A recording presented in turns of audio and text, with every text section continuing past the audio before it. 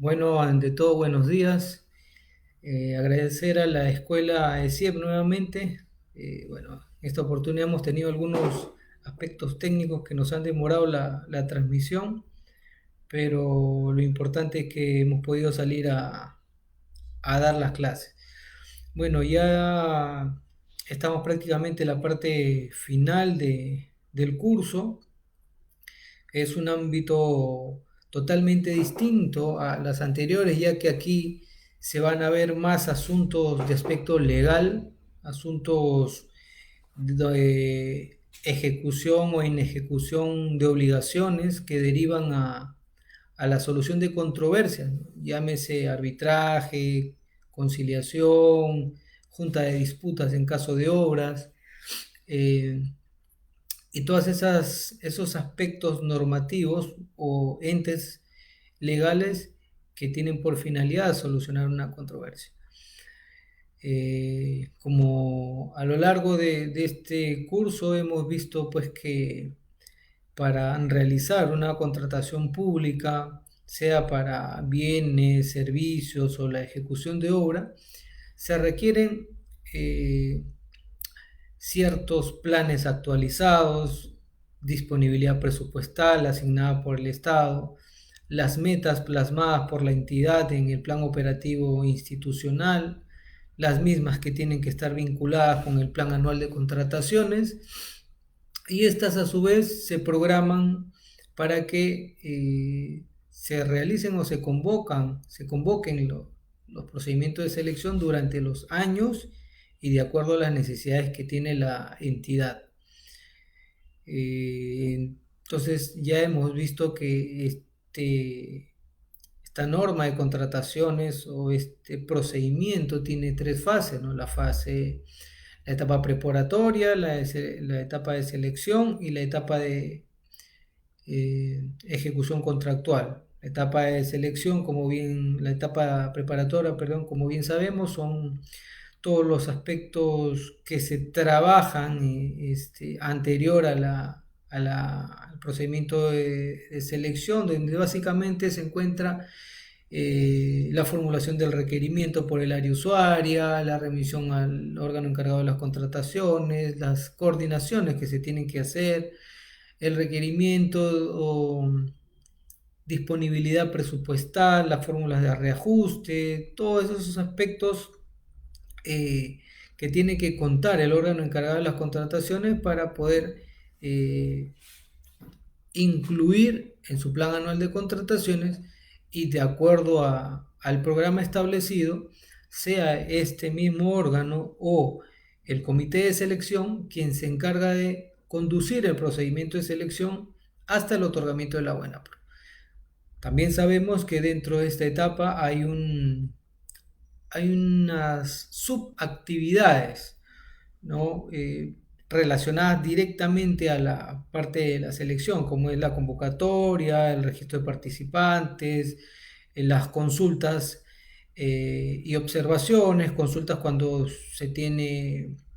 se requiere alguna aclaración ya que no está clara, observaciones cuando hay un aparente incumplimiento o inobservancia a la parte normativa de contrataciones, eh, la adjudicación propiamente dicha del otorgamiento de la buena pro y quedando al final ya la etapa del contrato. Entonces, ya habiendo pasado la primera y segunda etapa, ingresamos al mundo de la ejecución contractual, ¿no? Eh, y a diferencia de la contratación civil, porque los contratos civiles están previstos y regulados en el Código Civil vigente, ¿no? Que es el acuerdo de dos o más partes para crear, regular, modificar o extinguir relaciones jurídicas de carácter patrimonial. En este caso, prácticamente el proveedor no tiene una fórmula como para negociar un contrato como en el ámbito civil. Acá se adhieren a las reglas, el proveedor, el contratista, el participante, se adhiere a las reglas que la entidad ha plasmado en su documento de procedimiento de selección, que son las bases. Entonces es una especie de contrato de adhesión a la entidad. Entonces, ¿qué es lo que señala, ¿no?, la norma? ¿No? Que el contrato tiene que ser firmado por escrito, de acuerdo a la proforma que está incluida en las bases. Saben también ustedes que todos los órganos encargados de las contrataciones utilizan bases estandarizadas que se encuentran registradas en el SEAS, en el Sistema Electrónico de Contrataciones del OCE. Entonces, en estas bases, en una parte se encuentra un apartado donde se incluye un proyecto de contrato. Entonces, esta es la proforma del contrato. Tenemos que tener en cuenta que esta proforma del contrato es el proyecto que se va a materializar una vez que se haya adjudicado la buena pro, incluyendo las cláusulas que indican y las particularidades de la contratación de la entidad. También debemos saber que este contrato comprende las bases, es decir, los documentos del procedimiento de selección, y asimismo la propuesta económica o las mejoras que haya planteado el contratista. Estoy haciendo este acercamiento a la etapa de ejecución contractual, toda vez que en la siguiente clase vamos a ver con mayor profundidad los plazos, las garantías, la fórmula anticorrupción, las modificaciones del contrato, cuáles son las causas de la modificación, cuándo se modifican, por qué no se modifican, la solución de controversia. Entonces, como ven, es un aspecto que es una etapa que tiene varias aristas. Entonces, es por eso que quiero un poco hacer un inicio, una introducción respecto a estos asuntos para que vayan conociendo. Bueno, básicamente los que no tienen mucha experiencia en el tema de contrataciones, pero entiendo de que a este curso se han presentado diversos participantes que no necesariamente trabajan en el órgano encargado de las contrataciones o quizás en una dependencia que directamente se vincula a ella. Por eso que hago esta introducción. Entonces, el contrato, como señala la norma, es un contrato escrito, regulado según las formalidades que ofrece la ley y el reglamento de contrataciones. Además, el contrato comprende, como le digo, las bases y las propuestas. Es decir, las bases, todo lo que ha señalado la entidad, lo que quiere, los entregables, las fórmulas, el plazo, en qué momento, en qué lugares, ahí están todas las particularidades que requiere la entidad. Asimismo, también se incluye la oferta del participante que ganó la buena. Ahí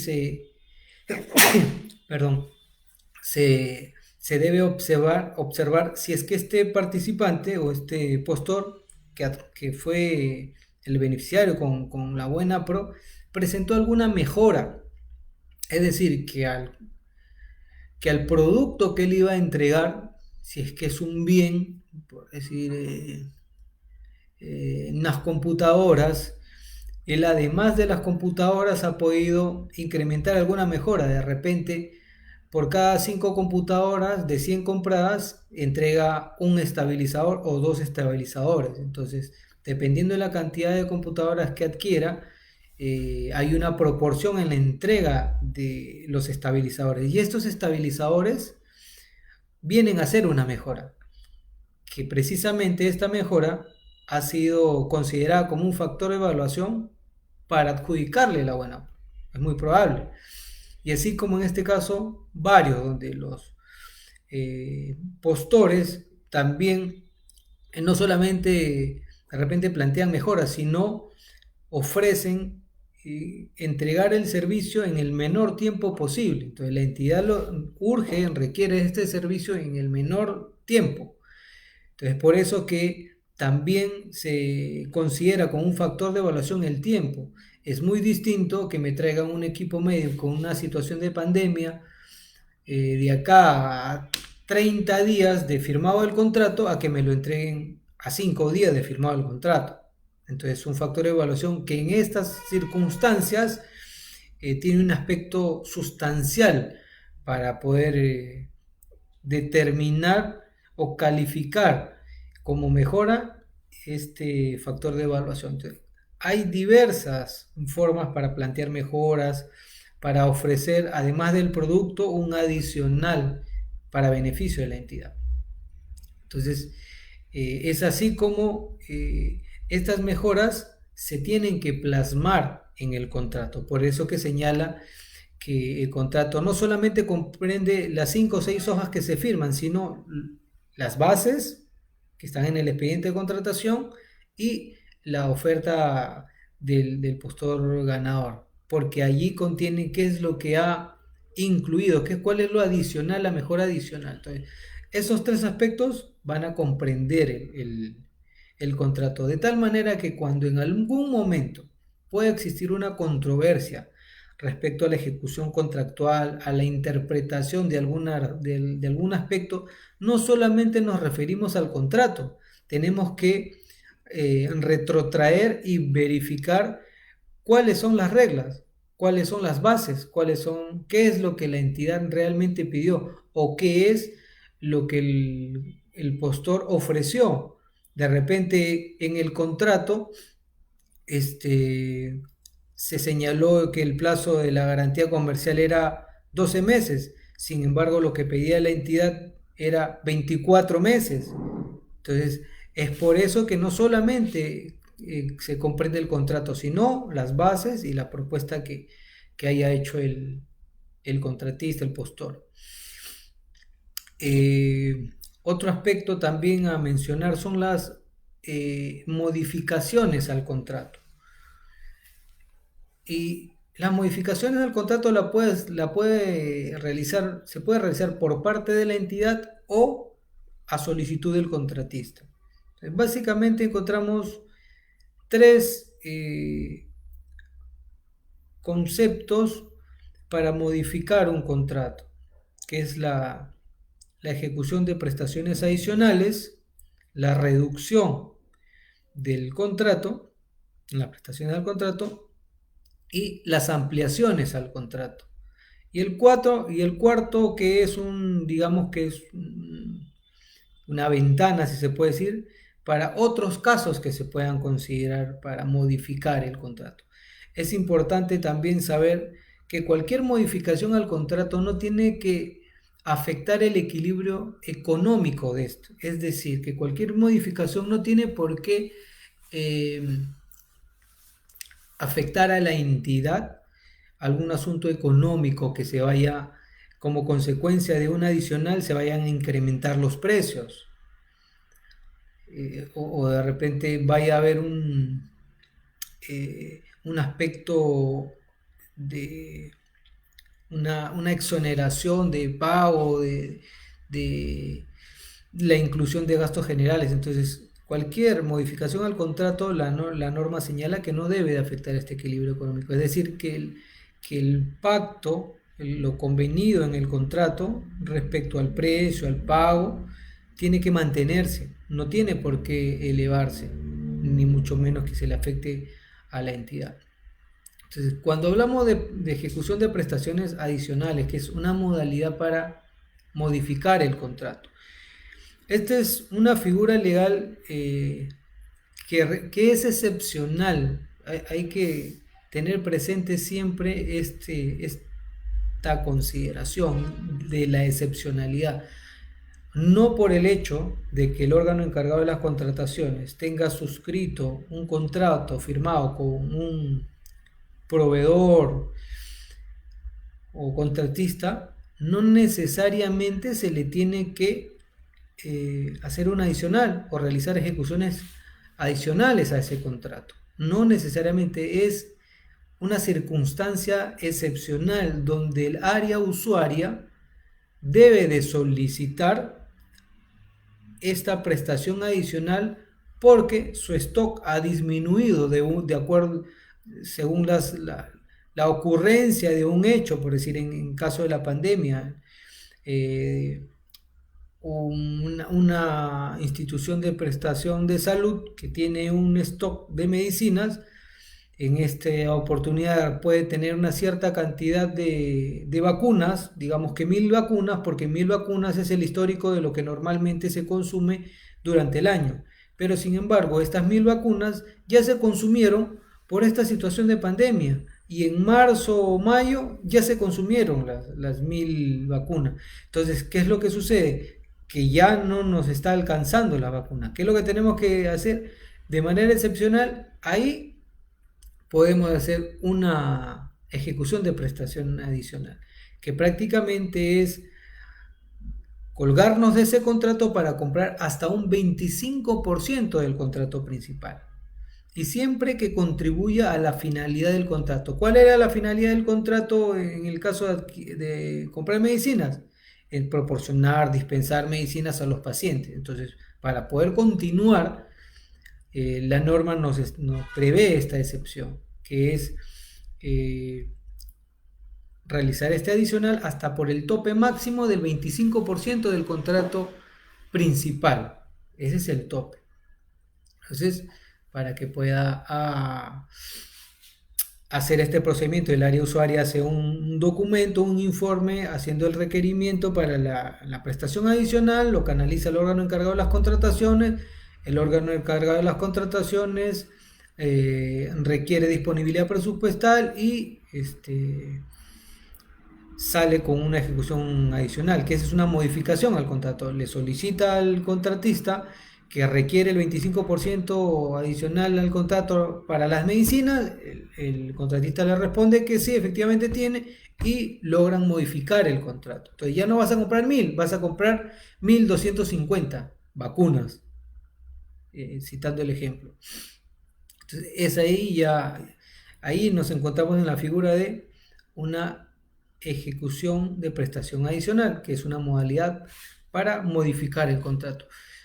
Lo otro es la reducción del contrato. También, así como al contrato se puede hacer un adicional hasta por el 25%, también es sujeto a una reducción hasta por el 25%, cuando la entidad no necesita ya mantener esa cantidad de medicinas porque de repente tuvo una donación de un país extranjero, entonces está sobreestoqueado de medicina. Entonces, como está sobreestoqueado, y para evitar gastar un presupuesto, digamos que absurdo, porque ya está sumamente estoqueado, entonces la ley le faculta a la entidad poder modificar el contrato reduciendo también hasta el máximo permitido del 25%. También se comunica al contratista las razones de la reducción y se realiza esta modificación, que va a derivar en una adenda. Tanto la ejecución de prestación adicional como la reducción van a derivar en una adenda donde se van a plasmar esos adicionales o estas reducciones. Ahora, pasamos a la ampliación de contrato. Y la ampliación de contrato es normalmente quien lo plantea es el contratista, debido a circunstancias de fuerza mayor, de caso fortuito, que no es de responsabilidad del contratista. Por ejemplo, por citar un caso, un contratista que haya sido adjudicado con la Buena Pro para implementar unos módulos de educación en el BRAEM o en algunas zonas de Ayacucho o Huancayo vinculadas al BRAEM. Entonces ellos cuentan con un plazo para la implementación y la entrega de estos módulos. Sin embargo, por factores climatológicos o de repente inclusive por aspectos de violencia, del terrorismo, hacen imposible que este contratista pueda llegar al lugar a poder realizar su trabajo e implementar el módulo. Entonces, esta circunstancia no es de responsabilidad del contratista. Por un caso del clima, un factor climatológico, un huaico que le impide, aspectos de violencia, el terrorismo que también le impide, o el colapso de un puente, que es una vía principal de acceso para llegar a ese lugar. Entonces son aspectos que no son de responsabilidad del contratista. Entonces, por esas causas de fuerza mayor o caso fortuito, es que le impiden al contratista llevar a cabo su obligación, que es la implementación del módulo. Entonces, bajo estas circunstancias, el contratista, el empresario, presenta a la entidad dentro de los 7 días de ocurrido el hecho generador, es decir, el factor climatológico, los aspectos de violencia, el derrumbe del puente. Dentro de los 7 días presenta la ampliación del plazo. Si es que el módulo tuvo que entregarse, digamos, el 30 o el 20 de octubre, por estas consideraciones no lo va a poder entregar el 20 de octubre, pedirá un mes más, 2 meses más. Entonces, pero esta propuesta de ampliación tiene que estar debidamente documentada, tiene que estar probada, no solamente por el dicho del contratista se le tiene que aceptar la ampliación. Entonces se tiene que presentar la documentación, el contratista presenta la ampliación del plazo, el órgano encargado de las contrataciones evalúa los documentos probatorios que sustentan su requerimiento y hace las gestiones para aceptar o declarar procedente la ampliación del contrato. La entidad tiene 10 días hábiles de comunicado a la solicitud de ampliación del plazo por el contratista para pronunciarse sobre su viabilidad. Tiene 10 días hábiles de plazo. En caso la entidad no responda dentro de estos 10 días hábiles, opera o se aplica el silencio administrativo positivo. ¿Qué significa? Que si dentro de los 10 días la entidad no responde, el contratista entiende por aprobado su ampliación de plazo contractual. Otro aspecto también que tiene que evaluar el órgano encargado de las contrataciones es que la ampliación de los contratos, de acuerdo a las normas, generan los gastos o los pagos por gastos generales. Entonces, normalmente en las entidades del Estado, cuando se realizan estas ampliaciones del contrato, el órgano encargado de las contrataciones conviene con el contratista para que no haya gastos o cobros o pagos por esos mayores gastos generales. Porque si se ha paralizado, dependiendo de cada caso, si se ha paralizado la obra, no van a trabajar, no van a haber maquinaria, no van a haber obreros, operarios, entonces no habría por qué pagarle por una situación de gastos generales. Entonces, esa es una evaluación que tiene que hacer el órgano encargado de las contrataciones. Esta es la tercera causal para modificar el contrato, y la otra que es una puerta, que es una ventana, está relacionada a otras formas de modificar el contrato. De repente, por algunos aspectos, de repente se ha comprado un laptop de la 10ª generación, y la entidad ha comprado los laptops de 10ª generación. Sin embargo, en el transcurso del plazo para entregar, ingresa un lote de última generación, y el contratista le puede ofrecer que del 100% le puede dar 90, digamos, el 90% de las computadoras de 10ª generación y el otro 10% de última, para que vea cuáles son las últimas funciones, las nuevas bondades que ofrece, y la entidad puede aceptar o no puede aceptar. Entonces, estas particularidades que buscan modificar el contrato pueden ser aceptadas por la entidad porque puede ser beneficiosa.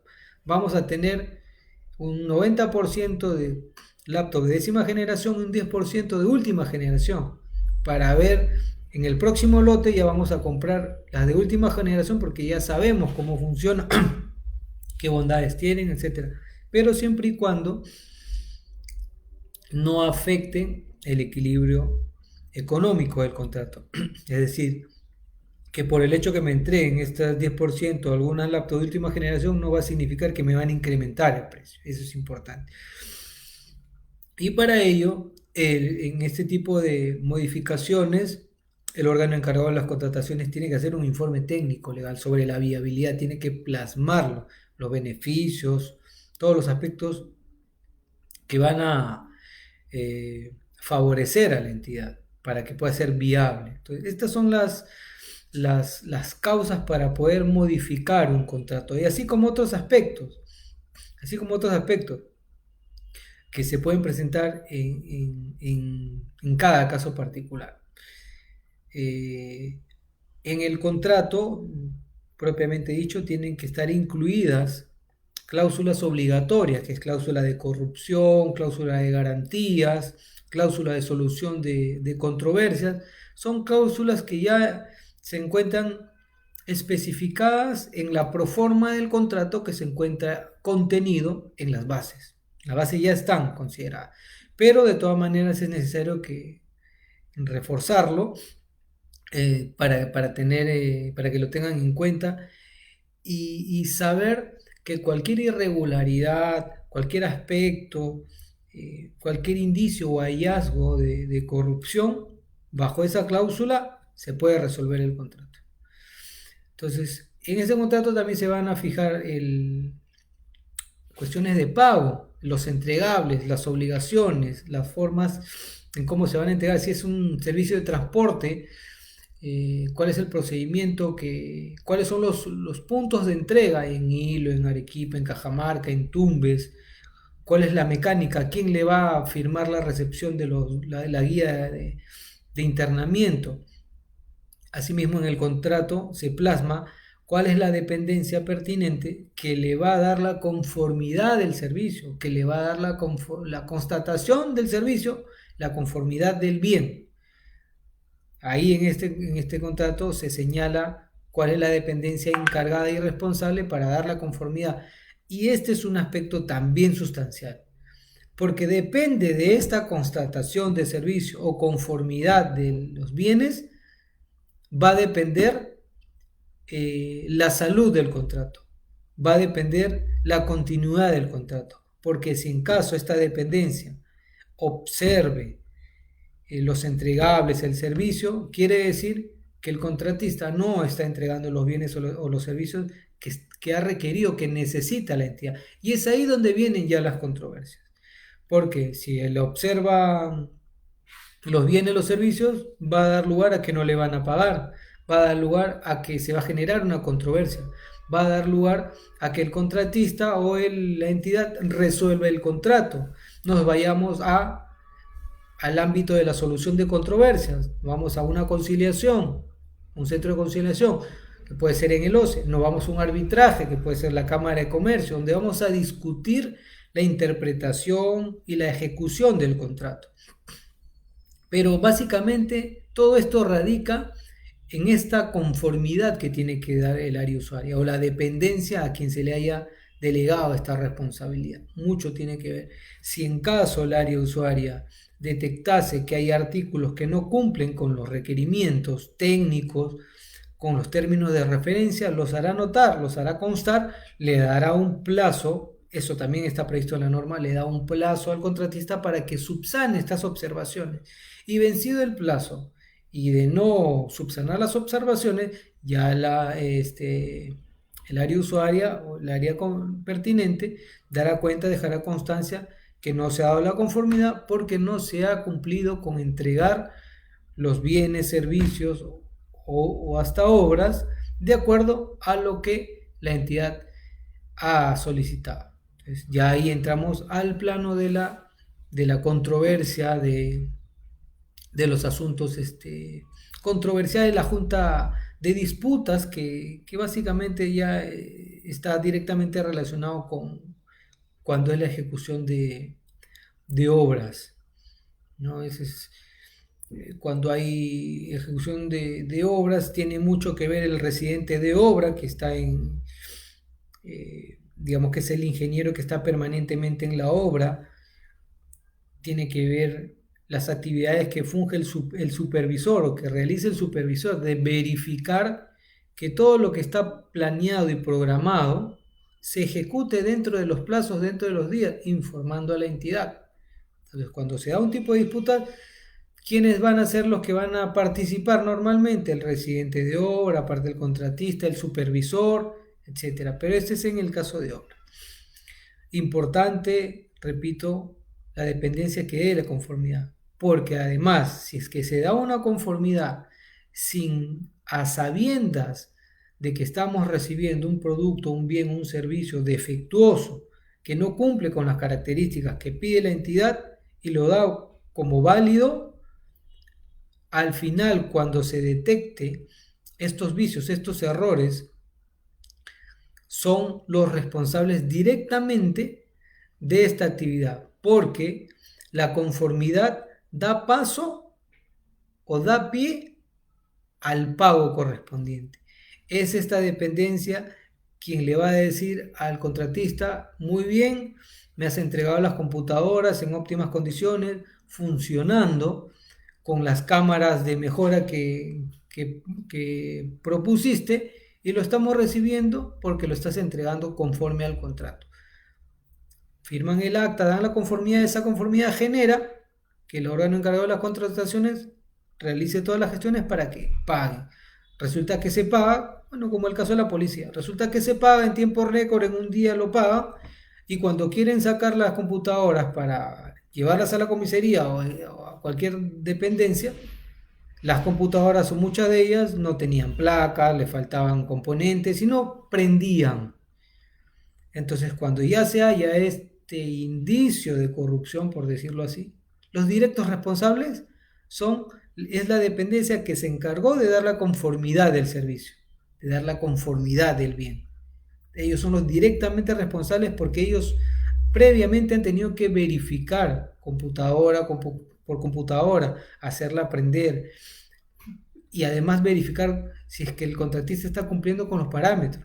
Entonces, es importante saberlo esto. Los directos responsables, quienes asumen responsabilidad sobre actos de corrupción, hablando ya con más directo, son los encargados de dar la conformidad.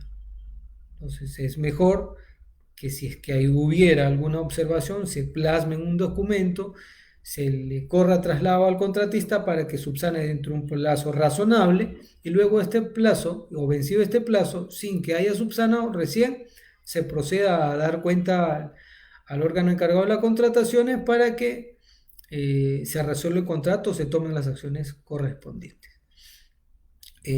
Asimismo, para la firma del contrato se exige la presentación de garantías, ¿no? Cuando el procedimiento de selección sobrepasa los 100.000 soles. Entonces el contratista tiene que entregar una garantía que es el 10% del contrato principal. Acá también tiene que ver el órgano encargado de las contrataciones, que tiene que verificar que esta garantía, la carta fianza, el documento que presente, haya sido emitido por una entidad financiera que esté dentro del listado de la SBS como entidades serias y responsables para emitir este tipo de cartas, de documentos, de garantías, de tal manera que no haya problemas, como ha ocurrido, que es lo que ha sucedido en casos, por experiencia. Viene un contratista, ganó la buena pro, entrega a la firma del contrato una garantía de la cooperativa Periquito X, y resulta que este contratista se le hizo un pago por unos entregables, etcétera, y no cumple con la totalidad de sus obligaciones. Entonces, cuando le resuelven el contrato y cuando van a ejecutar la garantía, resulta que en la comunicación que se le hace a la entidad se opone de ejecutar la garantía, es decir, de hacer líquida el monto que estuvo garantizado, y plantea una serie de excusas. ¿Qué es lo que sucede ahí? La entidad no ejecuta ninguna garantía, no le dan ningún concepto dinerario por esa garantía, porque esta cooperativa simplemente por falta de liquidez no tiene cómo honrar ese reconocimiento de garantía y la entidad es la más perjudicada. Por eso es que el órgano encargado de las contrataciones tiene que verificar que esta carta fianza o la garantía que se haya dispensado por la entidad financiera respectiva se encuentre dentro del listado del SBS y de tal manera que a su solo requerimiento esta garantía tiene que ser irrevocable, tiene que ser inmediata para que en un plazo de breve pueda ejecutarse y pueda entregarse este concepto a la entidad. Es importante estos aspectos también. Ya hemos hablado de que toda interpretación, inejecución, controversia respecto al contrato se soluciona normalmente en un centro de conciliación, en un arbitraje, donde el órgano encargado de las contrataciones nuevamente tiene que formular un informe técnico legal donde evalúe cuáles son las consideraciones del costo-beneficio, si es que tenemos posibilidades de éxito en la controversia o en el arbitraje, o de resolverlo cuanto antes o de acordar cuanto antes. O sea, el órgano encargado de las contrataciones es quien va a observar, es el visionario. Si es que la controversia, si es que esta controversia sucedida o ocurrida, una vez resuelta por el conciliador o por el árbitro, va a ser qué expectativas tiene la entidad para ganar de éxito en esta contratación. Porque si yo como órgano encargado de las contrataciones me doy cuenta que esta controversia ha sido ocurrida como consecuencia de la entidad o de algunos funcionarios de la entidad por algún error, vicio, etcétera, y sabemos que por culpa misma de la entidad no se ha cumplido con la continuidad del contrato o se ha interrumpido, entonces yo sé que no voy a tener éxito en el laudo o en la conciliación, porque la razón probablemente la tiene el contratista. Si yo veo eso, yo no le voy a decir a la entidad o al titular, vayamos hasta el arbitraje porque lo vamos a ganar, sabiendo de que el error parte de la entidad. Y es lo que normalmente pasa, los errores ocurren en la entidad. Entonces, por eso que el órgano encargado de las contrataciones tiene que evaluar todas estas situaciones y plasmarlo en un informe técnico legal indicando el costo-beneficio, las expectativas de éxito, comunicarse y coordinar con el procurador público para que salga la defensa de los intereses de la entidad, sea en la conciliación o sea en el arbitraje. Estas particularidades bastante engorrosas son las que tiene que asumir también el órgano encargado de las contrataciones.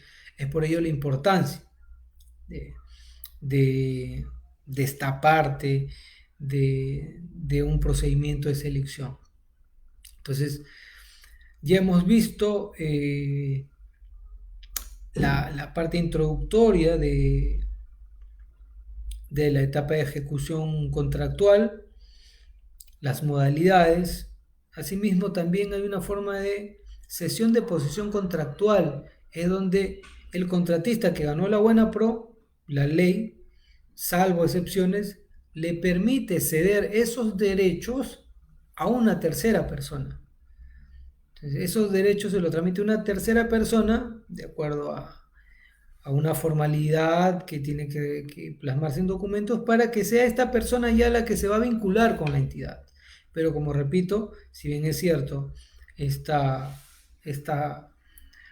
forma legal de transmitir derechos y lo permite la norma, tiene que ser de conocimiento y autorizado por la entidad. Consecuentemente, tiene que indicarse en los documentos del procedimiento de selección, que son las bases, esta probable transmisión o cesión de derechos. Hemos visto el tema de las garantías, hemos visto las modificaciones del contrato, los plazos que se tiene para firmar un contrato, los requisitos que, que debe de presentar el contratista para la firma del contrato, bueno, tiene que presentar su CCI, eso todo está en los términos de referencia, en las bases, ¿no? Presentar su CCI, su vigencia de poder, si es consorcio, su contrato de consorcio, la presentación de la garantía está por el 10% del contrato principal, todos esos documentos que tiene que presentar al momento de firmar el contrato. Ya una vez firmado el contrato, ya viene lo que son la obligación de las prestaciones por parte del contratista, que es entregar el producto, el bien, el servicio, la obra, y de la entidad a contraentrega, realizar la contraprestación, que es el pago. Caso que hay una controversia, nos vamos a una conciliación o vamos a solucionarlo a través de una conciliación, un arbitraje, la junta de disputas, el nivel que corresponde. Asimismo, en este contrato se plasman las cláusulas obligatorias, la cláusula de corrupción, de solución de controversias, de arbitraje, de las obligaciones, etcétera. Son 4 consideraciones. El pago, las garantías. Entonces, esta es la parte introductoria que me he permitido hacer para que en la próxima clase ya lo analicemos de manera más puntual y profunda, trayendo los artículos pertinentes regulados en la ley de contrataciones. O sea, cuáles son las particularidades para hacer una adicional, una reducción, una ampliación de contrato, en qué casos, podemos citar más ejemplos, las garantías, los tipos, estos aspectos ya un poco más detallados, lo vamos a ver en la siguiente clase. Entonces ya estamos entrando al final, prácticamente la próxima clase es la última. Espero que se esté entendiendo, espero ser un poco didáctico a la hora de plantear los ejemplos y que puedan quedar grabados, ¿no? Ese es lo importante, que queden grabados, aprender de hechos de terceros casos, lo que ha sucedido en otras entidades para evitar cometer los mismos errores. Entonces, no sé si habría alguna pregunta, si es posible realizarle alguna pregunta, observación. Bueno, de lo contrario ya estaríamos finalizando la clase y nos veríamos la próxima semana para ya entrar con mayor profundidad a este mundo de esta última etapa, que es la etapa de la ejecución contractual. Importante, porque aquí es donde se resuelve la controversia, porque aquí es donde vienen las responsabilidades de los funcionarios, porque de aquí es donde vienen las denuncias penales contra los funcionarios que intervienen en las contrataciones, las denuncias penales por colusión, negociación incompatible, falsedad genérica, etcétera, contra los funcionarios que se encargan de dar la conformidad o se han encargado de dar la conformidad. De aquí deviene los procedimientos administrativos sancionadores contra los empleados civiles, los funcionarios públicos. Además, que puede ir en forma paralela. Entonces, es importante que se conozca esta parte para evitar todo lo que cualquier persona quiere evitar, de estar en problemas, de estar en denuncia, de estar en el banco de los acusados, por aspectos, a veces por ignorancia. Por eso es importante que sepan estas particularidades, cuándo se puede corregir, cuándo no se puede corregir, si tengo que observarlo, no tengo que observarlo, si es obligación dar la conformidad, que no es obligación, plantearla por escrito. Si es que yo no estoy de acuerdo en dar la conformidad porque resulta que es un comité el encargado de dar la conformidad y de los 5 o 3 yo no estoy de acuerdo, yo plasmaré que no estoy de acuerdo y lo dejaré en constancia para que mañana más tarde ocurra un hecho, yo ya pueda tener un atenuante o un alegato de defensa para indicar que yo no estuve de acuerdo para dar la conformidad. porque me di cuenta que faltaban los componentes, porque me di cuenta que faltaban los estabilizadores, porque me di cuenta que no funcionaba la cámara. Entonces yo no podía aceptar que se dé la conformidad a la entrega de las computadoras de la laptop. Entonces yo hago esa salvedad, la plasmo para que mañana en su oportunidad yo pueda tener un argumento de defensa. Entonces, hasta aquí, estimados colegas, la clase. Muchas gracias por su atención y hasta el próximo sábado. Gracias, ESIEP, por la oportunidad y nos vemos hasta la próxima semana. Buen día, buen fin de semana, que todo le vaya bien. Hasta luego.